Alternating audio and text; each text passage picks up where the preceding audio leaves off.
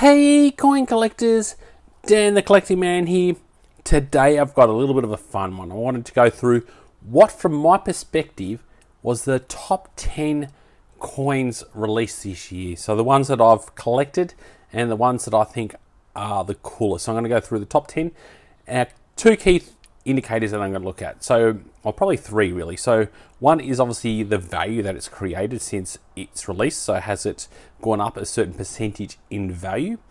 Also the popularity that it's created. So the buzz, the amount of excitement, the amount of people getting into the actual coin collecting because of the coin that's been released. And also overall design. So from a design aesthetics point of view, what are some of the ones that are my favorites? So they're the kind of three indicators that I'm going to look at each one. So I'm going to start at number 10. And this one is the Great Southern Land. So this is from the Perth Mint. So predominantly the coins are from the Perth Mint, the Royal Australia Mint, and I've got one from the Royal Mint in the UK. So that's kind of my collection that I want to go through today. So this one here from the Perth Mint, Great Southern Lands. This is an absolute gem of a coin. I absolutely love it. So it was released for $155 and it's currently sitting at around $170 odd. And this one here is an absolute gem. So mintage of 5,000.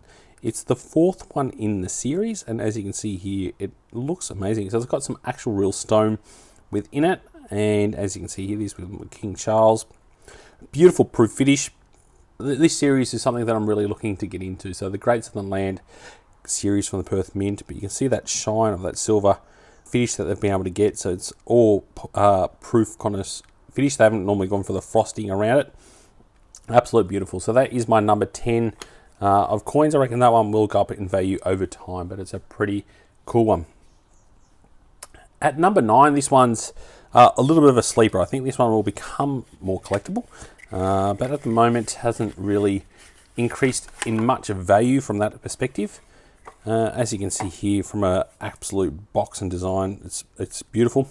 So it's an interpretation of our well-known sovereign. So this is obviously for the Perth Mint 125 years. So this one retailed at $1,295 and you're now looking at $1,440. Now gold has obviously gone up quite a bit since it's been released. So I'm pretty sure the value increase is more to do with the gold value than it is to actually do with the coin's collectability. So this was minted to only 2,000. So sovereigns minted to only 2,000 proof sovereigns are definitely very, very collectible. So this does have a face value of $25, but a pretty cool gold coin there. So that is my number 9, but I think that one potentially over the long term may become more collectible. The next one is another one from the Perth Mint. This one here, this is the Lunar Dragon. So I love the design on Lunar Dragon, but this is specific the high relief. So for me, this one just really popped out from a design and aesthetics point of view. So this was minted to 3,888. So a nice little number of 88. But I really love the way the actual design pops out on this one. So having a look at this one, you can see this coin and the absolute design, how it absolutely comes out. So it's a nice thick coin.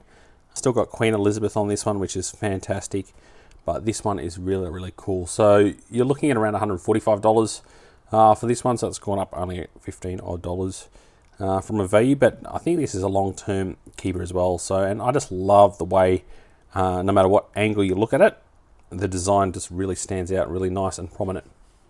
Next is number 7, and this one is from the Royal Australia Mint. This is the NAIDOC 50-cent coin. So I thought this was a really cool one to get. Had a high mintage of around 50,000 and it was sold for around $20 odd, and you're now looking at around $35. So a 75% increase, which is not too bad, given it's probably not even been out for 6 months.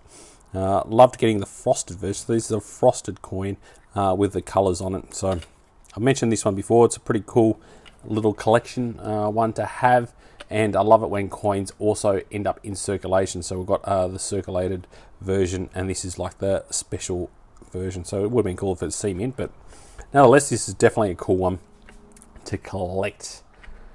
The next one is another one from the Perth. As you can see, I've got a few from the Perth. And this one here is the 2-ounce gold gilded one. So this is the Perth Mint 125-year anniversary coin. And I absolutely love this one. This one, just the design and the quality and everything about it is super cool. So as you can see here, it's a nice big piece of silver. So 2 ounces with gold gilding on it. So you got the key kookaburra, kangaroo and koala on there with the Perth Mint years for 125 years and King Charles there. You can just see the quality of this coin is sensational. So really collectible. This one has definitely gone up in a bit of value. So it cost me $268, which is still pretty high for 2 ounces of silver. But you're now looking at around $325 for this. So mintage of only 2,500. So very low mintage. So it's gone up around 21% on its value since it's released. But I think this is another great one where it just, the design and the quality of it is absolutely beautiful. So I love that one. So the next one is another one from the Royal Australian Mint. So this is the Countdown one. So this one really gets me around the design. So I love the design on this, the colors, the way it absolutely stands out is absolutely beautiful. And really good quality from the Royal Australian Mint. So this one was around retail around $17.95, and you're looking around $40 odd. So it had a mintage of 50,000, and it's looking at around 122% increase in value so far. And I think this is something that people are going to have quite a bit of nostalgia around. And I think, like I said, the quality and the color and the design is something that people will enjoy and want to have as part of their coin collection. The next one is a bit of an odd one, and I'm happy to take feedback either way on this one because it's kind of technically not a coin. It's this one here. It's the Swan Dollar. Now I haven't got the proof version anymore because I've sent it off to be graded, but it's this coin here, the Swan Dollar 2024 edition. So this one was an absolute gem. So I've got the proof version, but it's currently in America. I've sent it to PCGS to be graded, hoping for a 70 for that. But already even ungraded with this, it had a max mintage in proof version of 75, but this was the VIP edition where it only came in 100 in this little box. So it cost me around $595, which is very expensive for a coin like this at a mintage of 100 in this condition. But now you're looking at $1,650 just for this coin ungraded. So that is a massive 177% on that. And if I get a 70, who knows? I know some of these are sold close to, I think it was near $10,000 already, getting a low card number. So definitely one to get as part of a collection, something that I'll definitely hold for long term, hoping that I get a 70. If I get a 69 score, it's pretty much worth the same value. In at number 3, this one's from the Royal Mint. This one's here. This is definitely a very special one. I might just close this to keep the box in good condition. This one here, the Royal Mint, and you can see the size of this box is humongous, and this is only a 2-ounce coin, so it's pretty much the same size as this one here.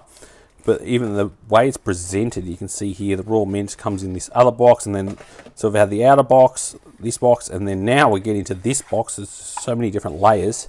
You can see this one, nice little bit of leather on there, and it's got a beautiful, opens up beautifully.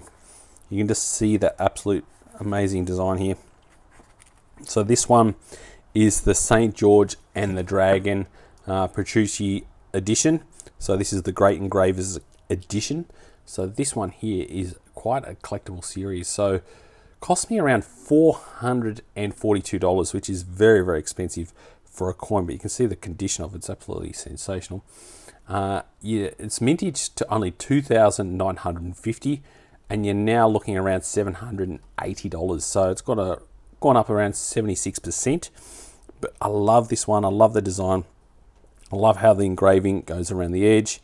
Obviously, you've got King Charles on this one here, but even the way it's presented in this kind of like, you can't really call it a capsule, but it's just presented really well. So that is definitely, for me, and St. George and the Dragon is the most infamous coin design. I'll go around, and this is the original design, so it's definitely a very, very cool one to own, and this will only increase in value in the long term because this has hundreds of years of history within the coin, so it's definitely very, very cool.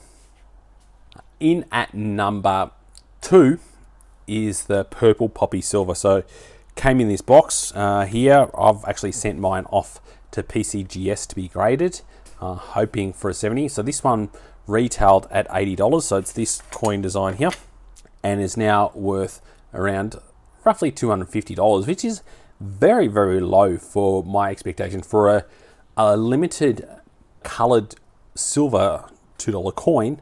I thought that's very, very low. So it's only gone up 212%, which sounds a lot, but for a silver kind of proof colored coin, you'd expect that to go up a lot higher. So had a high mintage of 7,500 compared to the Vietnam War coin. But no less, that one's definitely a pretty cool one, and that's number 2 because I think that one's still quite undervalued for the collectability of it, and only being the second silver colored $2 coin that's been released. Now, there's no probably guesses to what's been the probably most collectible and most sought after coin within Australia 2024. By far, most people have been looking to get it. This is one of those people that you either want it or you don't because of its kind of what it's for, but it's the Bluey coin set. So it's the Bluey, specifically the silver, but I haven't got the silver one, but I've got the non-silver version here. But the silver version retailed at $80 and is now selling for around $575. That's a markup of 618%, which is absolutely crazy for a kids show coin, and it's only a $1 coin. So it had a very, very, very low mintage of only 2,650, which is definitely a good number. So I'll show you this one here, and it came in a beautiful Royal Australian Mint kind of box, and this is the standard one here. This one I think had quite a reasonable mintage as well. So as you can see there, King Charles, another good proof coin. This one only cost me $50 to get and is already doing pretty well, but I'm definitely still keen to get the silver one because I just think having that kind of low mintage, and if they do release more Bluey coins in the future, this one will definitely become one that people will want to get as the very first Bluey silver proof $1 coin. So really, really cool. So I'd love to know in the comments below, what's your personal favorite? Is there any other coins that I've missed out of the collection? I've also got a special mentions. These are 2 from the perthmint bullion $1 coins, but I thought I'd mention these because I love the design of this. So we've got the silver swan, and I love this, especially even the colored version, but that's like the moon in the background and the swan on the river. It looks really, really nice. And this one here is the Australian Brumby. You can see it's on the plains of the outback with a bit of lightning, so you can just imagine the noise and the thunder coming through. It looks really cool. So they're kind of my special ones. They retail around $57 depending on the silver value. You're looking around $75, and these were minted to 25,000 each. So very, very good, and I love this series, both of the series, but I think these ones for me were standout bullion versions for 2024 as well. So chuck in the comments below what you think. Is there any else that I've missed as well? Is there any that you disagree with? I'd love to hear that feedback from what you personally think as well. Make sure you do give us a thumbs up if you enjoyed the video, enjoyed the content, and got something out of it. And if you're not yet subscribed to Dan the Collecting Man, this is the kind of content that I make, and I'll make some really good, exciting stuff in 2025. Hopefully we see some very similar, if not better, releases coming out of the mints next year. As always, thanks so much for watching and joining the coin collecting community. I'll catch you in my next video. Dan.